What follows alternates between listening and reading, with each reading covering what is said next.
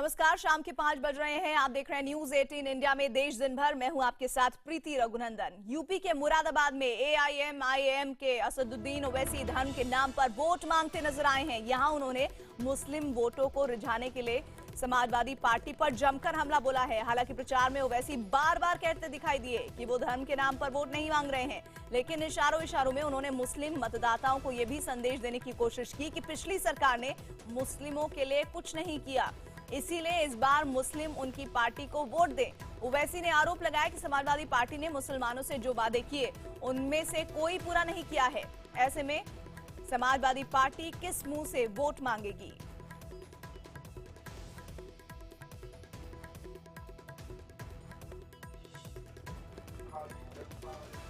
मैं आपके दरमियान में खड़े होकर आपसे इस बात की अपील नहीं कर रहा हूं कि आप मुझे मजहब के नाम पर वोट दीजिए।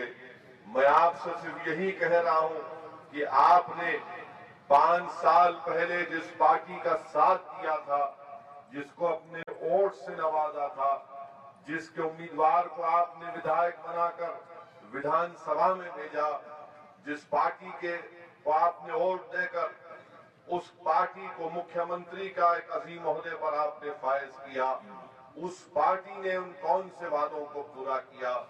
समाजवादी पार्टी ने अपने इलेक्शन मैनिफेस्टो में इस बात का वादा किया था कि सच्चर कमेटी और रंगनाथ मिश्रा कमीशन के सिफारिशात को वो उत्तर प्रदेश में उस पर अमलावरी करेगी। मैं चैलेंज के साथ कह रहा हूं, मैं आज जो कह रहा हूं, समाजवादी पार्टी का कोई भी लीडर मेरे सवाल का जवाब दे दे।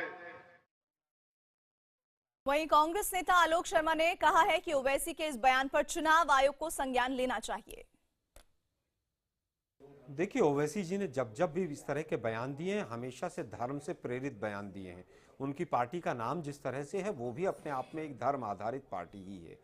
और वो कह रहे हैं कि समाजवादी पार्टी ने मुसलमानों के काम नहीं किए। इसमें भी कहीं ना कहीं धर्म का उपयोग करके वो पूरी तरह से एक तरह से बीजेपी के एजेंट के तौर पर काम करना चाहते हैं। मैं समझता हूं कि इलेक्शन कमीशन को उनके इस बयान पर पूरी तरह से संज्ञान लेना चाहिए और उस पर तुरंत कार्रवाई की जानी चाहिए। काम किसके लिए हुआ, किसके लिए नहीं हुआ, यह आने वाले समय में जनता तय करेगी। और इस खबर पर ज्यादा जानकारी के लिए हमारे साथ हमारे संवाददाता मुरादाबाद से अनुराग ढांडा जुड़ रहे हैं। अनुराग, अपने बयानों से पहले भी असदुद्दीन ओवैसी विवादों में रहे हैं, लेकिन चुनाव आयोग ने जिस तरह से ताकीद की हुई है कि धर्म के आधार पर किसी भी कीमत पर किसी को वोट मांगने का हक नहीं है, ऐसे में असदुद्दीन ओवैसी का सीधे तौर पर इसी से प्रभावित नजर आ रहा है बयान।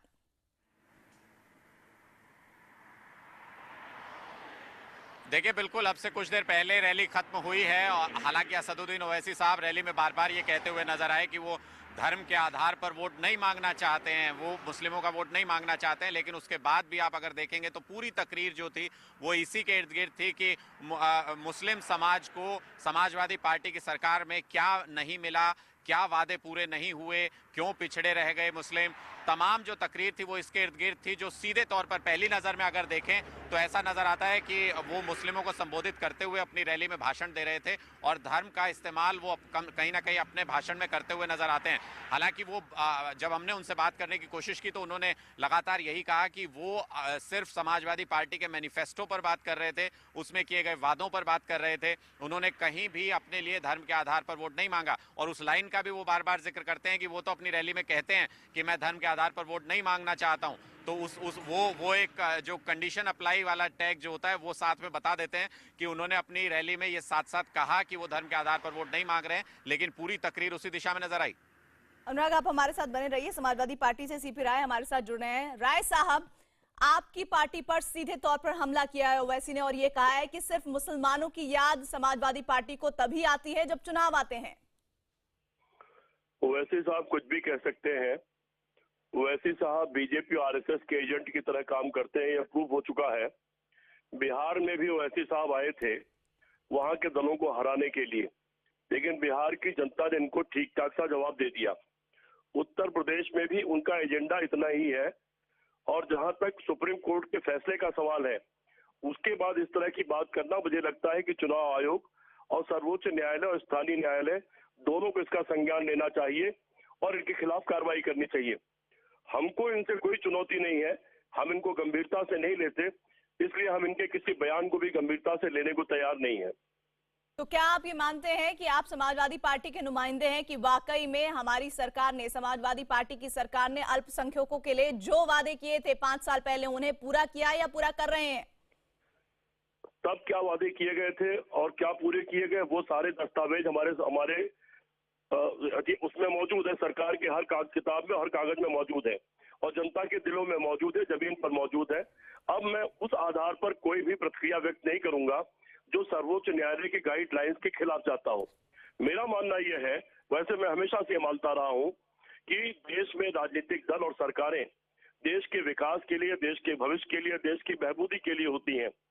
जिन लोगों के पास विकास का कोई एजेंडा नहीं होता, जिन लोगों के पास कोई कार्यक्रम नहीं होता, वो पीछे की जात और धर्म की बातें करते हैं। हम लोग इससे बचना चाहिए और सर्वोच्च न्यायालय के आदेश के बाद MIM के दावों में कितना दम है, ये लगातार हम समझने की कोशिश कर रहे हैं आपके जरिए। और वारिस पठान हमारे साथ इसी मसले पर जुड़ गए हैं MIM के। वारिस पठान साहब, आपके नेता किस आधार पर ये कह रहे हैं कि अल्पसंख्यकों के लिए कुछ नहीं किया समाजवादी पार्टी सरकार ने, और जब चुनाव आते हैं तब मुसलमान अल्पसंख्यकों की याद आती है उन्हें? कि हमारा एजेंडा क्लियर है कि हमको विकास के लिए काम करना है। जो इतने वर्षों से समाजवादी पार्टी ने लोगों को झूठे वादे किए, पूरा नहीं किया, तो वो हम पूरा करने चाहते हैं, हम हमारे काम के जरिए पूरा करना चाहते हैं। तो क्योंकि वहाँ के लोगों ने खुद ने देखा है कि इतने साल से सत्ता में रहकर भी समाजवादी पार्टी ने क्या किया। पूरे जो मजलूम लोग हैं, किसी का कोई काम नहीं हुआ, ना डेवलपमेंट का काम हुआ, ना कोई मैं वारिस साहब से सवाल जानना चाहूंगा आपके माध्यम से, उनके लिए कुछ काम हुआ, कुछ नहीं हुआ, तो हम विकास। वारिस पठान साहब, क्या आपको नहीं लगता कि ओवैसी साहब की जो पूरी स्पीच थी वो सिर्फ और सिर्फ अल्पसंख्यकों को ही केंद्रित होकर कही जा रही थी? मैं एक सवाल पूछना चाहता हूँ, इसका जवाब ले लेते हैं, फिर आपके पास आते हैं। मैं फिलहाल मैडम स्पीच तो मैंने देखा नहीं हूँ, मैं बाहर हूँ। आपका फोन आया तो मैं आपको फोनो दे रहा हूँ। मुझे पता चला है कि स्पीच में हमारा यही है कि हम डेवलपमेंट और विकास की बात करते हैं, मजलूमों की, जिनका आज तक विकास नहीं हुआ, जिनको आज तक वोट के नाम पे सिर्फ धोखा मिला है, हम ऐसे लोगों का विकास करना चाहते हैं। तो क्या गलत बात कर रहे हैं? संविधान के दायरे में रहकर ही तो स्पीच दी गई है। कौन सा सुप्रीम कोर्ट का कोई आदेश का पालन किया गया है? कोई दुरुपयोग नहीं किया गया है, संविधान में रहकर स्पीच दी गई है। मैडम पठान साहब, राय साहब आपसे एक सवाल पूछना चाहते हैं। राय साहब, मेरा सवाल ये है कि हैदराबाद के एक छोटे से दायरे में आपने कितना विकास किया वो हमने देखा है। क्या उस दायरे के बाहर निकल के हैदराबाद का जो अगल बगल का एरिया है और पूरा वो जो प्रदेश है, क्या वहां आप कंसंट्रेट कर सकते हैं? जहां आप हैं, क्या उसके अगल बगल भी 10-20 किलोमीटर दूर बाहर निकल सकते हैं, या सीधे वहां से छलांग कभी आप महाराष्ट्र में लगाते हैं, कभी बिहार में लगाते हैं और यूपी में लगाने के लिए आ गए? क्या वहां आप सारा काम कर चुके हैं? देखिए राय साहब, मैं आपको अपनी टिकट पे अपने खर्चे से लेकर चलता हूँ हैदराबाद। आप मेरे साथ चलिए और देखिए कि क्या विकास का काम वहाँ हुआ है। कितनी स्कूलें खुली है, कितने अस्पताल खुले हैं, कितनी कॉलेजें खुली है, जहाँ पे मजलूमों का, गरीबों का मुफ्त में इलाज होता है। रहा सवाल महाराष्ट्र का, तो यहाँ पर भी आप आकर देख लीजिए कि कितना प्रोग्राम है। यहाँ पर नांदेड़ में हमने स्कूल की जगह ली है, वहाँ स्कूल खुलेगा, मालेगांव में स्कूल खुलेगा। तो हर जगह तो विकास का काम कर रहे हैं। आपका व्यापार है, फैलाने का तो काम कर रहे हैं।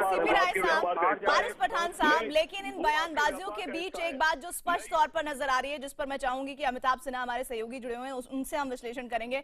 अमिताभ, ऐसा लग रहा है कि चाहे सुप्रीम कोर्ट कुछ कह ले, चाहे इलेक्शन कमीशन कुछ कह ले, जो नेता है जिन्हें वोट चाहिए वो धर्म की बात करेंगे, वो अल्पसंख्यकों की बात करेंगे, वो उस क्षेत्र, उस वोट बैंक की बात करेंगे जिसके हिसाब से उन्हें लगता है कि उन्हें यहां से वोट मिल सकता है। वो भाषा चाहे जो भी हो, वो तमाम जो कही गई हैं गाइडलाइंस, उनको ताक पर रख दिया जाता है उस दरमियान। बिल्कुल, दो चीजें साफ है। अल्पसंख्यक वोटों के नुमाइंदे और पैरोकार आज़ादी के बाद से अब तक कई सामने आए हैं, और सोचने वाली बात यह है कि ओवैसी हैदराबाद से बाहर आंध्र प्रदेश में पूरी तरह से पूरे आंध्र प्रदेश में फैलने की कोशिश अब तक नहीं की है। पहले वो महाराष्ट्र में उन सीमा सटे इलाकों में गए, औरंगाबाद तमाम इलाकों में गए, तब कांग्रेस ने आरोप लगाया, एनसीपी ने आरोप लगाया कि वो बीजेपी को जितवाने के लिए अल्पसंख्यक वोटों का बंटवारा कर रहे हैं। उसके बाद वो बिहार पहुंचे, किशनगंज और आसपास जितने इलाके हैं जहाँ अल्पसंख्यक बहुल इलाके हैं, वहां पर उन्होंने पूरी कोशिश की, लेकिन एक सीट पर नंबर 2 आने के अलावा हर जगह उनकी जमानत जब्त हुई।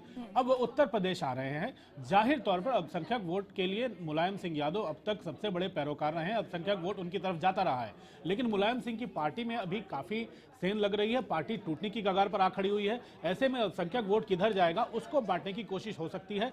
कितनी सेंध लगा पाएंगे ये देखने वाली बात होगी, क्योंकि बिहार यूपी लगभग एक ही तरह के सेम कास्ट बेस्ड, अगर जाति आधारित समाज देखें, जाति आधारित वोटर देखें तो इन दोनों राज्यों में मिलते हैं। तो जाहिर तौर पर यहाँ पर सेंध लगाना मुश्किल होगा, लेकिन इतना तो साफ है अगर ये सेंध लगा पाते हैं तो जाहिर है बीजेपी के लिए काफी बड़ी राहत की बात 16 से 18% के आसपास मुसलमान है उत्तर प्रदेश में, और ये बड़ा एक टर्निंग पॉइंट होता है किसी भी पार्टी के लिए, और यही वजह है कि मौजूदगी नजर आ रही है ओवैसी साहब की उत्तर प्रदेश में, और पूरे दमखम के साथ वो मैदान में उतरने की कोशिश कर रहे हैं। अमिताभ, आप हमारे साथ बने रहिए। अनुराग, शुक्रिया आपका जानकारी देने के लिए, और तमाम जो नेता हमारे साथ जुड़े आपका भी धन्यवाद। इधर पंजाब की बात कर लेते हैं। कांग्रेस की अगुवाई कर रहे कैप्टन अमरिंदर सिंह ने कहा है कि वो लंबी से पंजाब के मुख्यमंत्री प्रकाश सिंह बादल के खिलाफ चुनाव लड़ना चाहते हैं। अमरिंदर ने कहा है कि उन्होंने इसके लिए पार्टी आलाकमान से इजाजत मांगी, और इसके पहले आपको बता दें हाल ही में अकाली दल में शामिल हुए पूर्व आर्मी चीफ जनरल जे सिंह ने भी पटियाला सीट से अमरिंदर सिंह को चुनौती देने की बात कही थी। अब इस बार अमरिंदर 2 सीटों से चुनाव लड़ेंगे या नहीं, ये अभी तय नहीं है। ये जरूरी है कि प्रकाश सिंह बादल और सुखबीर बादल हरन, और मैं प्रकाश सिंह बादल के खिलाफ लड़न को तैयार है। I will fight Patiala and I will also fight Lambi if my high command wants, ताकि इस बादल ਨੂੰ ਅਸੀਂ ਦਬ ਕੇ ਛੱਡੀਏ। बथेरा कर लिया उसने नुकसान साढ़े पंजाब का। संवाददाता मोहित मल्होत्रा इस खबर पर जुड़ रहे हैं। मोहित, बादल के खिलाफ लंबी से लड़ना चाहते हैं अमरिंदर, इस बात की संभावनाएं कितनी जायज बनती हुई नजर आती है? आला कमान का रुख क्या नजर हो सकता है इस पर?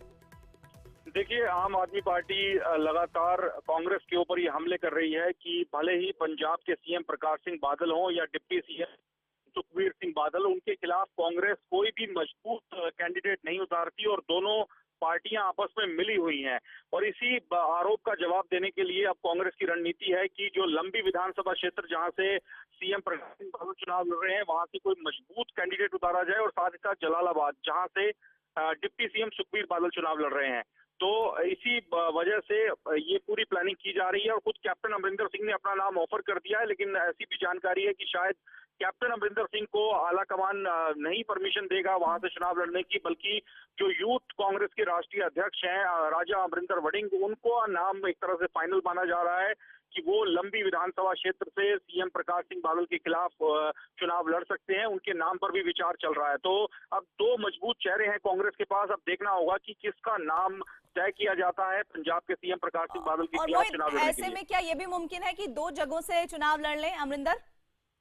जी बिल्कुल, देखिए, कैप्टन अमरिंदर सिंह ने यही कहा है कि उस पटियाला से तो उनकी उम्मीदवारी का ऐलान हो ही चुका है, और साथ ही साथ लंबी से सीएम प्रकाश सिंह बादल को टक्कर देना चाहते हैं, और ये संदेश देना चाहते हैं कि कांग्रेस पूरी तरह से अकाली दल का सफाया करने के लिए तैयार है, और इसी वजह से हैवीवेट कैंडिडेट को सीएम प्रकाश सिंह बादल के खिलाफ उतारा गया है। लेकिन अब इस पर अभी क्या फाइनल होता है ये तो दिल्ली से ही तय होगा, लेकिन फिलहाल कैप्टन अमरिंदर सिंह ने खुद आगे बढ़कर ये ऑफर दे दिया है।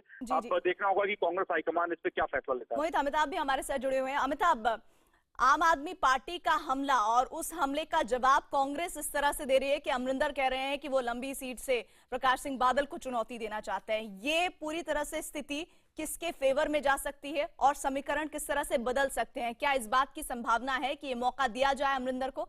देखिए, 2 चीजें साफ है। अमरिंदर सिंह, कैप्टन अमरिंदर सिंह पूरे पंजाब की कांग्रेस पर अपना वर्चस्व स्थापित करना चाहते हैं। वो ये दिखाना चाहते हैं पंजाब की जनता को कि वो अकेले ऐसे नेता हैं जो बादलों को भी चुनौती दे सकते हैं, और साथ साथ आम आदमी पार्टी के केजरीवाल को भी चुनौती दे सकते हैं। शायद यही कारण है कि वो तमाम जगहों पर घूम रहे हैं, चाहे वो ढाबे पर चर्चा हो, चाहे लंबी से लड़ने का मामला हो। लंबी से प्रकाश सिंह बादल अरसे से चुनाव लड़ते रहे हैं, उनका गृह क्षेत्र रहा है, और पहली बार ऐसा देखा जाए कि राजनीति में अरुण जेटली के खिलाफ उतरे अमृतसर में। शायद ये राजनीति की परिभाषा बदल रही है। पहले एक बड़े नेता के खिलाफ दूसरा बड़ा नेता कभी चुनाव नहीं लड़ता था, लेकिन अब लगता है कि सीधे सीधे टकराव लेने की परंपरा अब इन्होंने शुरू कर दी अमरिंदर सिंह ने पंजाब में। अगर प्रकाश सिंह बादल के खिलाफ वो उतरते हैं तो पटियाला में हो सकता है कि अकाली उनके खिलाफ कोई और बड़ा उम्मीदवार उतार दे, तो जाहिर तौर पर एक बड़ी टकराव की स्थिति है। लेकिन इसके पूरे खेल के पीछे अमरिंदर सिंह का मकसद तो यही लग रहा है कि पंजाब की कांग्रेस के ऊपर अपना वर्चस्व सीधा दिखाना कि अकेले वही नेता हैं, और दूसरा पंजाब की जनता को दिखाना कि वो हर किसी से सीधे टकराना है, इसलिए वही मुख्यमंत्री पद के सबसे प्रबल दावेदार। और अमिताभ, इतना ही नहीं, आम आदमी पार्टी अपनी मौजूदगी भी पंजाब में किस तरह से दर्ज करा रही है और कैसे चुनौती दे रही है दूसरे कैंडिडेट को, मजबूत कैंडिडेट्स को, ये भी इस बात से साबित साबित होता नजर आ रहा है। बहुत बहुत शुक्रिया हमारे साथ जुड़ने के लिए आपका। मोहित, आपका भी धन्यवाद। आप देख रहे हैं देश दिन भर। बिहार में दही चूड़े को लेकर आजकल सियासत गर्मा गई है। जेडीयू की तरफ से बीजेपी को दही चूड़े का न्योता दिए जाने से कांग्रेस खफा है। आज मकर संक्रांति है और इस मौके पर लालू यादव ने कई राजनीतिक दलों को अपने घर दही चूड़े का न्योता दिया है। इसमें बिहार के सीएम नीतीश कुमार भी पहुंचे हैं। इस दौरान लालू यादव ने कहा कि गठबंधन में किसी भी तरह की दरार नहीं है। दूसरी ओर जेडीयू ने कल बीजेपी समेत कई दलों को न्योता दिया है। लेकिन कांग्रेस ने जेडीयू से सवाल किया कि आखिर इस दही चूड़े के आयोजन में विरोधी दल बीजेपी के नेताओं को क्यों बुलाया है। कांग्रेस का सवाल है कि पिछली बार जब बीजेपी को न्योता नहीं दिया गया था तो इस बार क्यों न्योता दिया गया है। मैं शुभकामना देता हूँ और नीतीश जी को पूरा आप लोग जो चर्चा करते रहते कि गठबंधन में दरार है, आप देखिए दही से चंदन कर दिया, दही लग गया, ये शुभ हो गया, कहीं दरार कुछ नहीं है, सब चीज हो गया।